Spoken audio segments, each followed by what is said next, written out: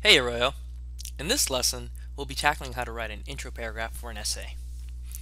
Specifically, we'll learn about the VBT and then apply it into our paragraphs for our essays. Firstly, the BBT is not a BLT sandwich. Rather, it is an intro that begins with the broad opening statement, followed by bridge sentences, and ends with the thesis statement.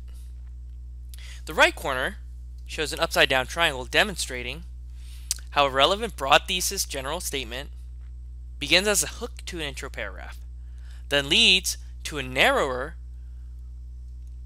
and cornerstone thesis statement, which the rest of the essay depends on. As a reminder, the thesis statement should be the last sentence of the intro paragraph. It also has to be an opinion that needs proof. It is not an opinion that is a preference. It's not about saying that strawberry ice cream is better than chocolate. You can't really prove that. So here's an example. Intro. Some men were born to be great leaders, and some were born to be great learners.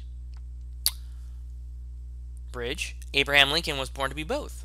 According to Richard Fettke's biography, Healing of the Nations, Lincoln is similar to both Socrates or Malcolm X. Thesis. Lincoln is one of the most respectable presidents in U.S. history because of his humble upbringing, fascinating career choices, and leadership in the White House.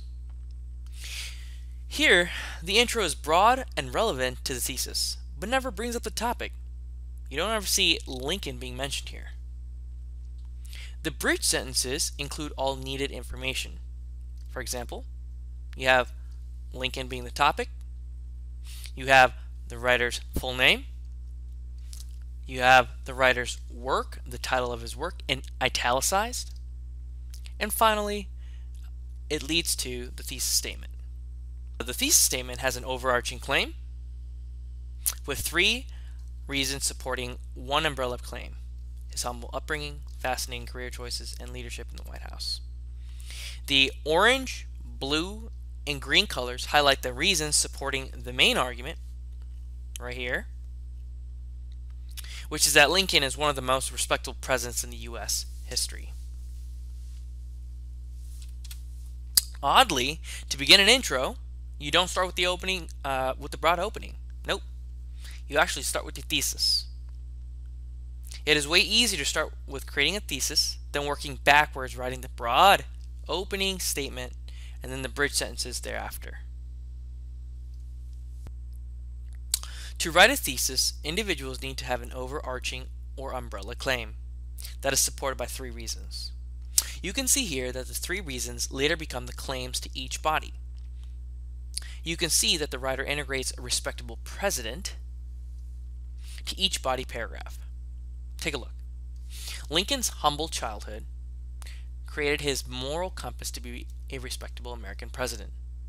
Humble upbringing is combined with or supporting the respectable president aspect.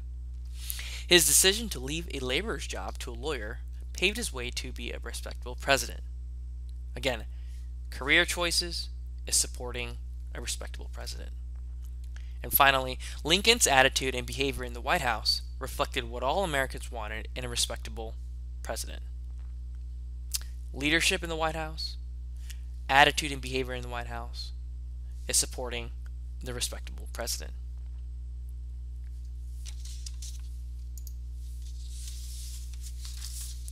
Writing an intro paragraph can seem daunting, but this lesson breaks each step for you.